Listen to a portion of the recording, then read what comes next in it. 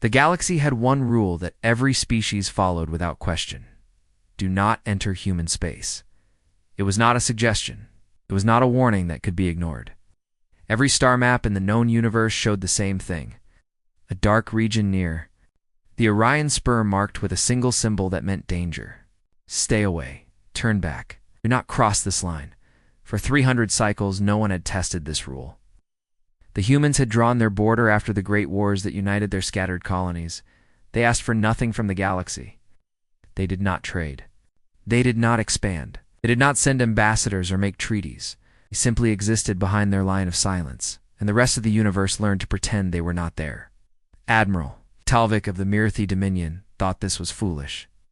His people were conquerors. They had built an empire across 2 galactic arms by crushing anyone who stood in their way. 12 species had fallen before the Mirathi war fleets. 12 civilizations now served as slaves and tribute payers. The Mirathi knew only strength, and they believed the humans were hiding weakness behind their walls of silence. Talvik stood on the command bridge of his flagship, the crushing wave. He was tall for a Mirathi, with dark scales that showed his age and experience. His crest rose high above his head, a sign of dominance among his kind. Around him, 40 warships waited for his command. They were the finest vessels in the Dominion fleet, armed with weapons that had burned cities and cracked planetary shields.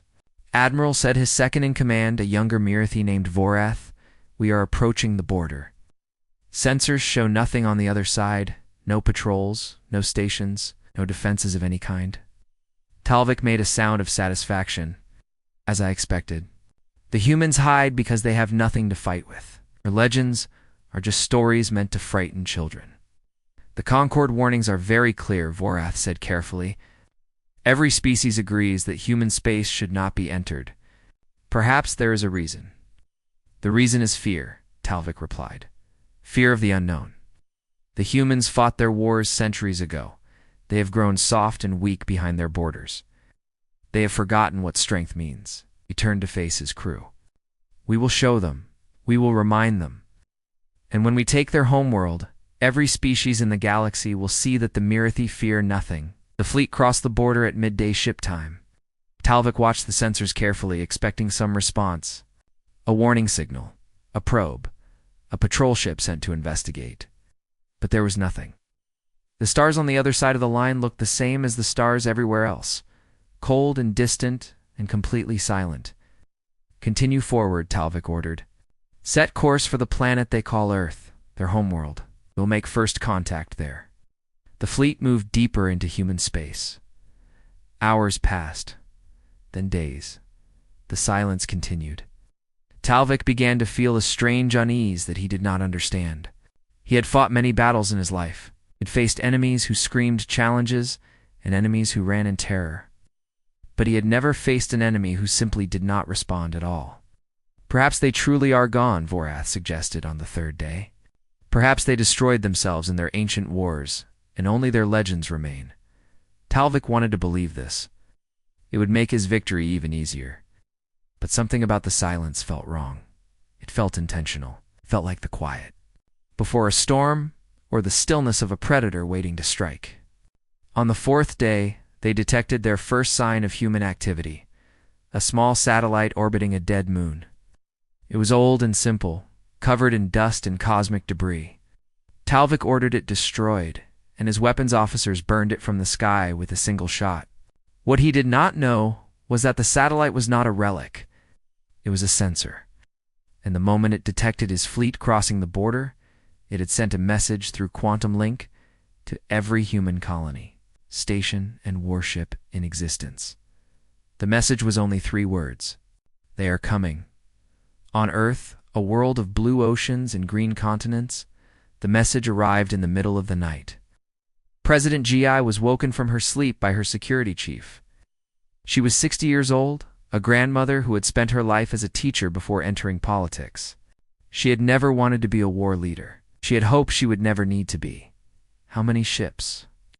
she asked, her voice calm despite the fear in her heart. 40 warships. Mirathi Dominion. They crossed the border 4 days ago and are heading directly for Earth. Q closed her eyes for a moment. She thought of her grandchildren sleeping in their beds. She thought of the billions of humans scattered across their colonies who were waking up to this same news. She thought of the stories she had learned as a child, the same stories every human learned. We do not start wars, but we finish them. Wake the fleet, she said. Begin mobilization and send word to any ships in their path. We need time. The message went out across human space. Ships that had been sleeping for decades powered up their engines. Crews that had trained for battles they never expected to fight reported to their stations. The humans had been peaceful for 300 years, but they had never forgotten how to make war. They had simply chosen not to. Admiral Talvik knew nothing of this. He continued his advance, growing more confident with each passing hour. The humans were weak. The humans were afraid. The humans would fall like all the others had fallen before the might of the Mirathi Dominion. He was wrong, far ahead of his fleet. In the shadow of a gas giant, a single human destroyer waited. The ship was called the Pale Horse, and its captain was a young woman named Yuna. She had received the message like everyone else. She knew what was coming. She knew what she had to do. Her ship was small. The crew numbered only 4. Against 40 Marathi warships, she had no chance of victory. But she did not need to win. She only needed to buy time. 6 hours. That was how long it would take for the home fleet to mobilize and reach the enemy. 6 hours of fighting against impossible odds. 6 hours that would probably cost her everything. Yuna looked at the stars through her bridge window. They were the same stars her ancestors had looked at when they first left Earth. The same stars that humans had fought and died for across centuries of war and peace.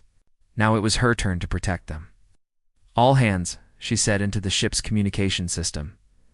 This is the captain of incoming hostile forces. Our mission is to delay them as long as possible. I will not lie to you. The odds are not in our favor. But we are human, and humans do not run. She paused, feeling the weight of what she was asking. Today we show them why they should have stayed on their side of the border. Captain Yuna stood on the bridge of the Pale Horse and watched the enemy fleet approach. The Mirathi ships were massive compared to her destroyer. Their weapons were larger. Their shields were stronger. Their numbers were overwhelming. 40 warships against 1. It was not a battle. It was a death sentence. But Yuna had not joined the Navy to live forever. She had joined because she believed in something. She believed that some things were worth dying for. Her home, her people, the billions of humans who were counting on her to give them time. Lieutenant Dewan, she said to her second-in-command, what is our ammunition status? Dewan was a steady man in his late 20s. He had served with Yuna for 3 years and trusted her completely. Full load on all weapons. Missiles, railguns, point defense. We have enough to fight for several hours if we are careful. And the enemy? They have not detected us yet. We are hidden in the debris field of the shattered moon. Their sensors are not designed for this kind of environment. Yuna nodded. The debris field was their only advantage. Millions of rocks and ice chunks floating in space, blocking sensors and providing cover. If she tried to fight the Mirathi in open space, they would destroy her in minutes. But here, among the broken pieces of a dead moon, she could hurt them. I want to address the crew, she said. Dewan opened the shipwide channel, and Yuna spoke to her 47 people. She told them what they were facing. She told them what command had asked of them. She told them the truth. We need to hold them for 6 hours, she said. That is how long it takes for the home fleet to reach us. I know what I am asking. I know that most of us will not survive. If anyone wants to take the life pods and escape, I will not stop you. There is no shame in wanting to live. The bridge was silent. No one moved. No one spoke. Finally, the voice of her chief engineer came through the communication system. Captain, this is Min Jae in engineering. We have talked about it down here. We are staying. All of us. More voices followed. The weapons teams. The medical staff. The pilots in the hangar bay. One by one, every section of the ship reported the same thing. They were staying. They would fight. Yuna felt tears in her eyes, but she did not let them fall. Thank you, she said. All of you. Today we remind the galaxy what humans are made of. She cut the communication and turned to Doan. Take us out. Slow and quiet. We hit their supply ships first. The pale horse moved through the debris field like a ghost. Its engines were running at minimum power, its hull painted black against the darkness of space. Yuna had trained for years in environments like this. She knew how to hide. She knew how to hunt. The Mirathi fleet moved in standard formation, their warships arranged in a protective pattern around their support vessels. Admiral Talvik had grown careless. He did not expect resistance this far from Earth. His sensors were focused forward, looking for the human homeworld, not backward at the rocks he had already passed. Yuna struck without warning. The first missile hit a Mirathi supply ship before anyone knew the pale horse was there. The explosion lit up the darkness, and for a moment, the enemy fleet was blind and confused. Yuna used that moment to fire again. 2 more missiles. 2 more hits. A fuel tanker burst into flames that died instantly in the vacuum of space. They are turning toward us, Doan reported. Multiple ships, breaking formation. Good, Yuna said. That is what we want. Every minute they spend chasing us is a minute they are not moving toward Earth. She pulled the pale horse back into the debris field, using the rocks as cover. The Mirathi fired their weapons blindly, destroying asteroids and ice chunks, but missing the human ship completely. Yuna waited until they stopped, then struck again. A railgun shot tore through the hull of a light cruiser. Another missile crippled the engines of a destroyer. Admiral Talvik was furious. He could not understand how a single ship was causing so much damage. His fleet was the finest in the Dominion. His crews were trained warriors. Yet this tiny human vessel was making them look like fools. Find that ship, he ordered. I want it destroyed. Now, the Mirathi spread out, hunting through the debris field in groups of 3 and 4. This was exactly what Yuna wanted. Separated, they were easier to pick apart. She led her hunters deeper into the rocks, then turned and ambushed them when they were alone. The first hour passed. 3 Mirathi ships were destroyed. 5 more were damaged. The second hour passed. 2 more kills. Yuna was running low on missiles. By the third hour, the Mirathi had learned to respect the debris field. They stopped chasing and formed a defensive line at the edge of the rocks. Talvik ordered his remaining ships to bombard the entire area, burning away the cover piece by piece. They are destroying our hiding places, Doan said. We cannot stay here much longer. Yuna looked at the tactical display. 12 enemy ships destroyed or disabled. 28 still active. More than 3 hours to go? Need to try something different, she said. She ordered the pale horse to full power and charged directly at the Mirathi line. It was insane. It was suicidal. It was the last thing the enemy expected. The human destroyer broke through the bombardment and emerged into open space, guns firing in all directions. Yuna aimed for the communication relay ship that coordinated the Mirathi fleet. If she could destroy it, the enemy would lose their ability to work together. The relay ship exploded under her fire. Mirathi vessels scattered in confusion, suddenly unable to hear their admiral's orders, but the pale horse paid the price. Enemy weapons tore into her hull. Fires broke out across multiple decks. The medical bay was destroyed. The hangar bay was venting atmosphere. 12 crew members were dead in seconds. Damage report, Yuna said, her voice steady, even as alarms screamed around her. We have lost main sensors. Port weapons are offline. Hull breach on decks 3 through 7. Engineering reports the reactor is stable, but stressed. For hours and 12 minutes, they had fought for 4 hours and 12 minutes. Not quite 6, but close. Yuna knew they could not last much longer. The pale horse was dying. Her crew was dying. But they had done what they set out to do. They had bought time. They had shown the Mirathi that humans were not soft or weak or easy prey. All hands, she said into the communication system. It has been an honor serving with you. She aimed the pale horse at the largest enemy ship she could see, a heavy cruiser that was turning its weapons toward her. The distance closed. The enemy fired. The human ship shook and burned but kept coming. At the last moment, Yuna gave one final order: ramming speed. As a pale horse struck the Mirathi cruiser at full velocity, both ships exploded in a ball of fire that was visible across the system. 19 enemy vessels had been destroyed. 47 human souls were lost. The battle was over. But the war was just beginning.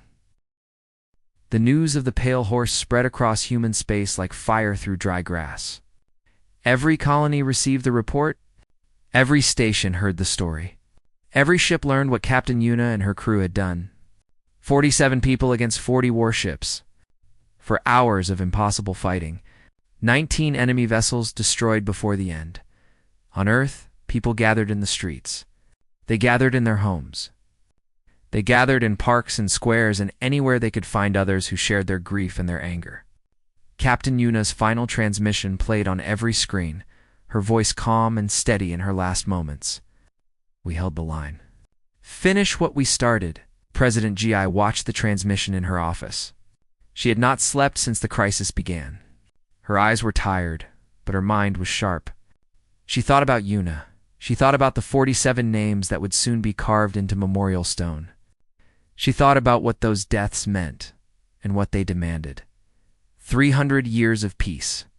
300 years of building and growing and choosing not to fight. The humans had earned their quiet corner of the galaxy through terrible sacrifice long ago. They had sworn never to become conquerors, never to become the monsters they had once been. But that did not mean they had. Forgotten how Ga walked to the window and looked up at the sky? The sun was setting over the city, painting the clouds in shades of orange and red. Somewhere up there, beyond the atmosphere, the orbital shipyards were coming alive. Ships that had been in storage for generations were powering up their engines. Crews were reporting to stations that had been empty for decades. The wolves were waking. She made her decision and called for a broadcast to all human colonies. Her face appeared on screens across 1,000 worlds. She looked tired but strong. She looked like a grandmother who had been pushed too far. The Mirathi believe we are weak because we choose peace, she said. They believe our silence means we have forgotten how to fight. They crossed our border. They killed our people. They destroyed the pale horse and everyone aboard. She paused, her jaw tight with controlled anger. They were wrong about us. Behind her, through the window, the first ships of the home fleet rose into the darkening sky. 700 warships. The largest human armada ever assembled. They climbed toward the stars like a swarm of angry fireflies, their engines leaving trails of light across the heavens. We did not want this war, Gi continued. We never have. But we will not run from it. We will not hide. The Mirathi came to our home expecting easy prey. They will find something very different. She looked directly into the camera, and every human watching felt like she was speaking to them alone. To our enemies, I say this. You should have listened to the warnings. You should have stayed on your side of the border. Now, you will learn why. Fleet Admiral Taiwu received command of the home fleet aboard the dreadnought Final Argument. He was 70 years old, a veteran of small conflicts on the borders of human space. He had spent his entire career hoping he would never need to use what he knew. He had trained thousands of young officers in the arts of war while praying they would never have to practice them. Now, his prayers had failed. He stood on the bridge of the largest warship humanity had ever built. The Final Argument was 2 kilometers long, armed with weapons that could crack planets and shields that could withstand nuclear fire. Around it, the rest of the fleet formed a wall of steel and light. Admiral said his communications officer, "All ships report ready. We are awaiting your orders." Taiwu looked at the tactical display. The remaining Mirathi fleet, 21 ships, had reformed after the Pale Horse engagement. They were continuing toward Earth, slower now, and more cautious but still coming. Admiral Talvik had lost almost half his force to a single destroyer, and he was too proud to retreat. That pride would be his death. All ships, Taiwu said quietly. Jump coordinates locked. We will appear around the enemy in a sphere formation. Complete encirclement. No escape, no surrender. Weapons free upon arrival. The fleet vanished from Earth's orbit in a flash of light. Space folded around them, bending the laws of physics to carry them across the void. In the blink of an eye, 700 ships appeared. Around the Mirathi fleet like a closing, Admiral Talvik had exactly 3 seconds to understand what was happening before the universe exploded around him. The human ships fired together, not in waves, not in sequence. All at once, 700 vessels unleashed their weapons in a single moment of coordinated destruction. The darkness of space became bright as a sun.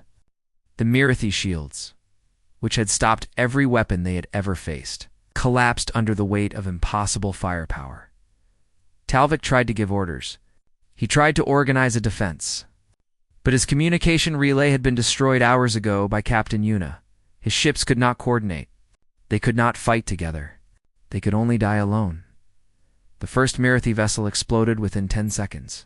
The second followed immediately after. Then the third. Then the fourth. The human fleet did not stop firing. They did not pause to offer surrender. They did not show mercy. This was not a battle. This was an execution. Taiwu watched from the bridge of the final argument with a face of stone. He felt no joy in this. He felt no satisfaction. He felt only the heavy weight of necessity. These invaders had crossed the line. They had killed his people. They had awakened something that should have stayed asleep. Now they would pay the price. 11 minutes. The battle lasted 11 minutes.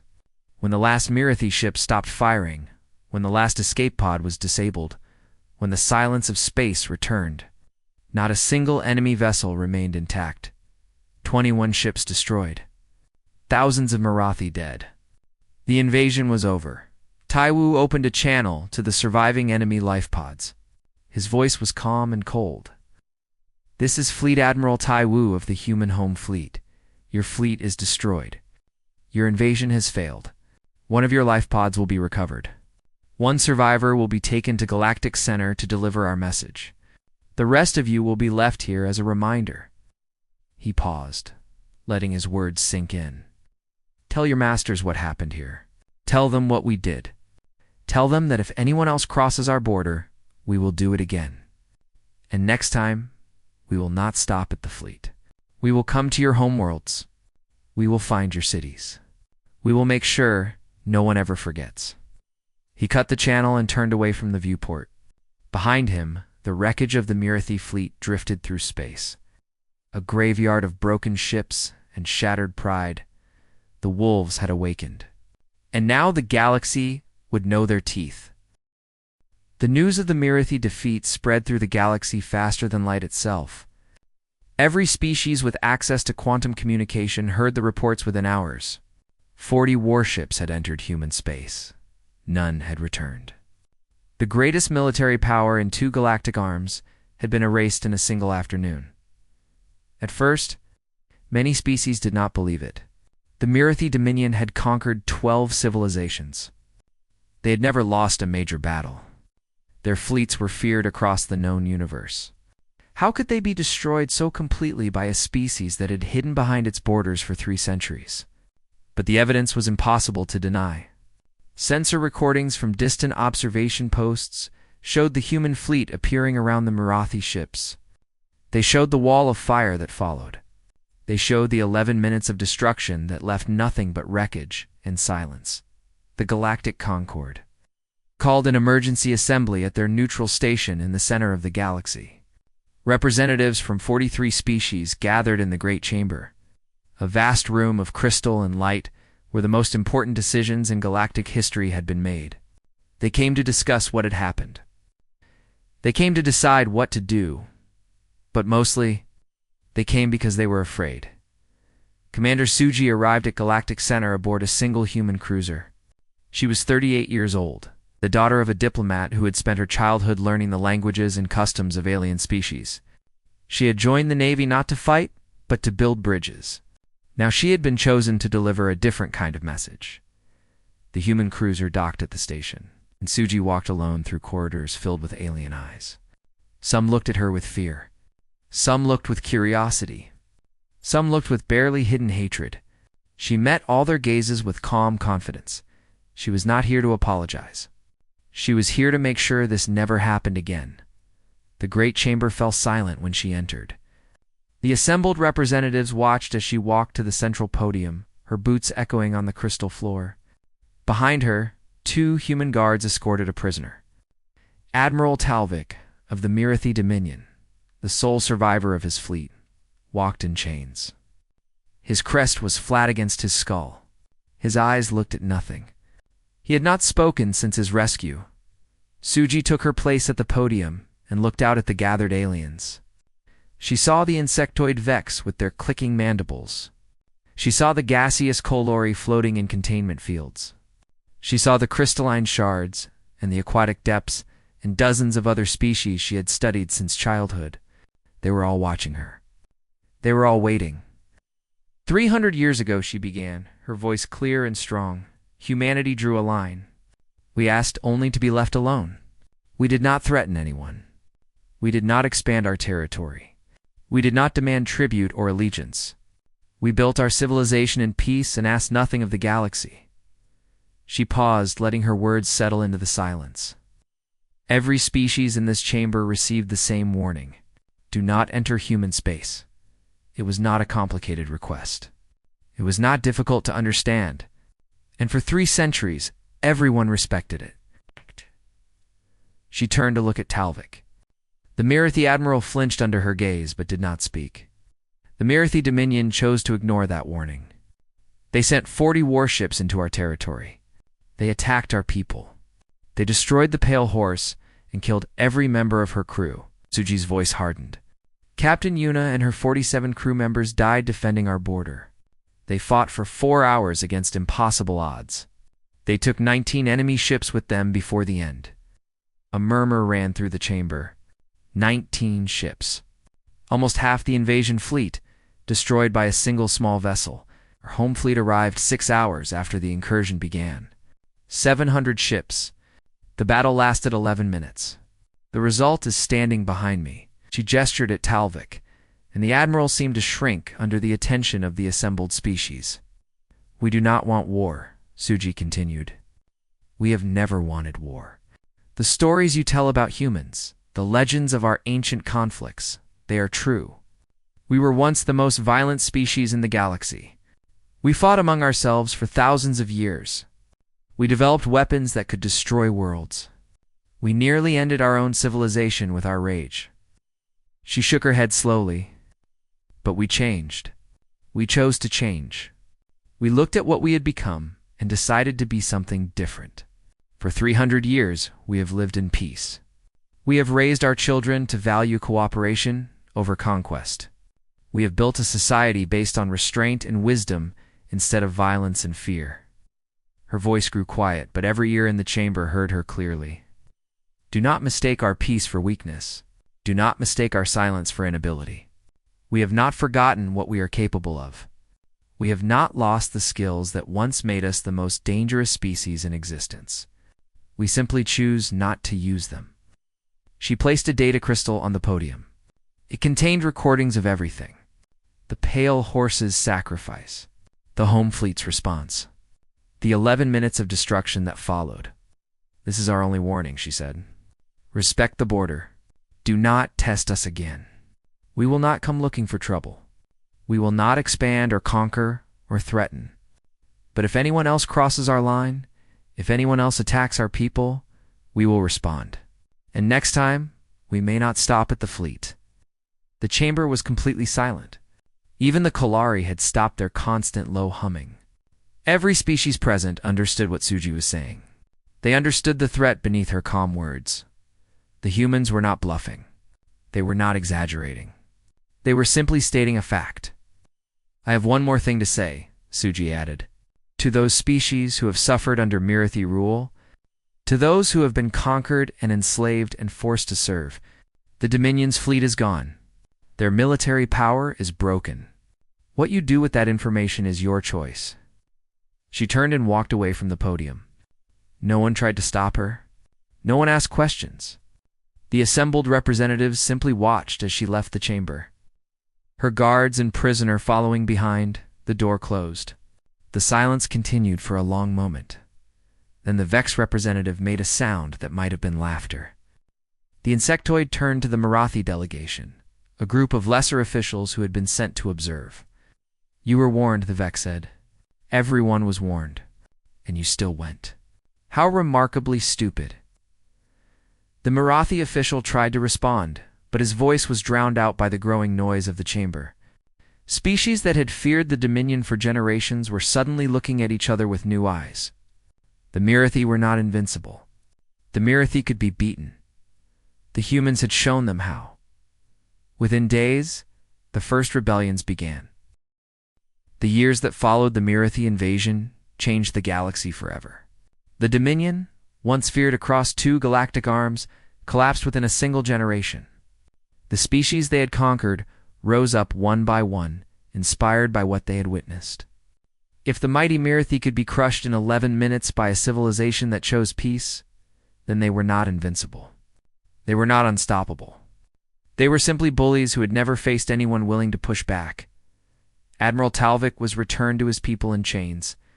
He had expected to be executed immediately, but his fate was worse. The Marathi Council kept him alive as a symbol of their failure.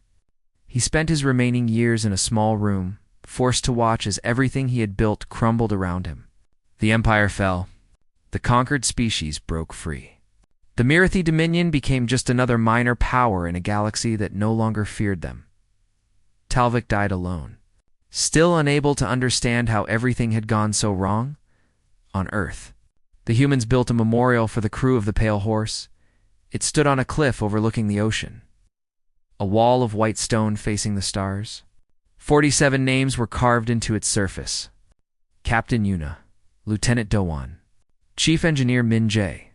Every person who had served aboard that small destroyer, who had fought against impossible odds, who had given their lives to, by time for their people, every year on the anniversary of the battle. Humans across all their colonies paused for 47 seconds of silence, 1 second for each name on the wall. It became a tradition that lasted for generations, a way of remembering what sacrifice meant and what it cost. President Gi served 2 more terms before retiring. She returned to teaching, spending her final years at a small school near her childhood home. Her students would sometimes ask her about the war, about the decisions she had made, about what it felt like to send people to their deaths. "It was the hardest thing I ever did," she would tell them. "But sometimes there are no good choices. Sometimes you can only choose between bad and worse. The important thing is to never forget the weight of those decisions. The day it becomes easy is the day you have lost something important." She lived to be 93 years old. When she died, her funeral was attended by representatives from a dozen species. They came to pay respect to the woman who had led humanity through its darkest hour without losing its soul. Fleet Admiral Tai Wu retired immediately after the war. He had never wanted to be a warrior. He had trained his entire life for battles he hoped would never come.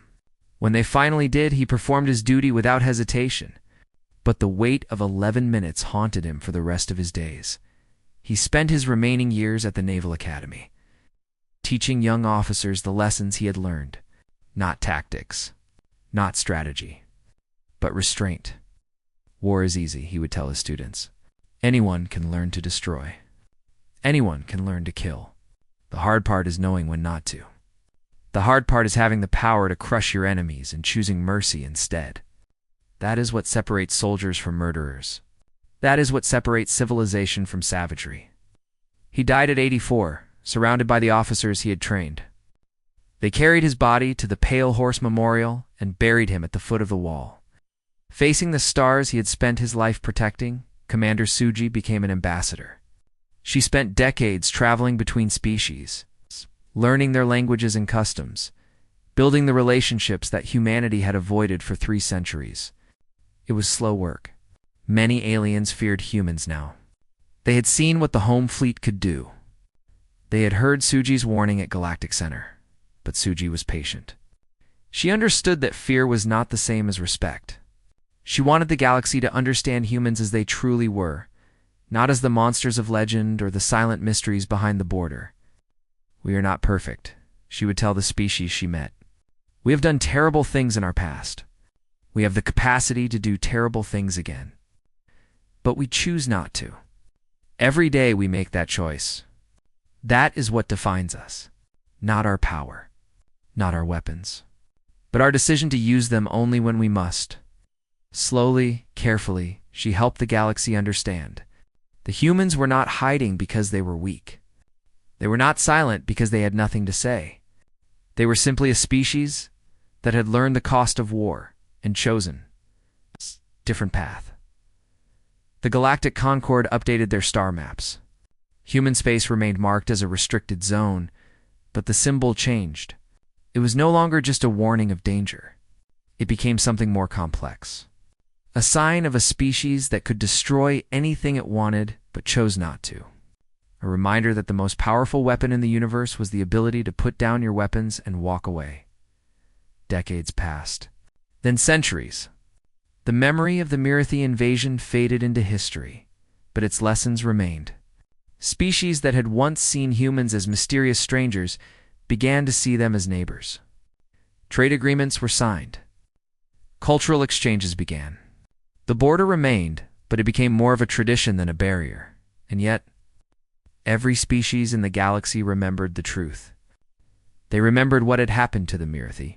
They remembered the 40 warships that had crossed the line, and the 0 that had returned. They told the story to their children and their children's children. Passing down the lesson through generations, the humans were peaceful. The humans were kind. The humans wanted nothing but to live their lives in quiet dignity. But if you threatened them, if you attacked them, if you harmed their people, they would rise like a storm from the void. They would come with fire and steel in the ancient rage of a species that had once been the most violent in existence.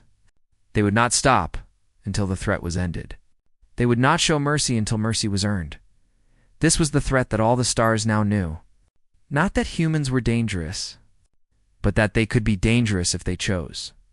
And choosing not to be was a gift they gave to the galaxy every single day. At the Pale Horse Memorial, tourists from 100 worlds came to pay their respects. They stood before the wall of names and read the inscription carved at its base. It was a quote from Captain Yuna, taken from her final transmission before the ramming run that ended her life. 8. We held the line. Finish what we started. The tourists would stand there in silence, thinking about what those words meant. They would think about a young captain and her crew of 47, facing impossible odds with nothing but courage and determination. They would think about the home fleet rising from Earth like angry gods. They would think about the 11 minutes that changed history, and they would understand, in a way that no amount of telling could ever convey, why the galaxy had learned to respect human space, not because humans were the strongest or the smartest or the most advanced, but because they were the species that had mastered war so completely that they no longer needed to wage it, unless someone was foolish. It's enough to make them.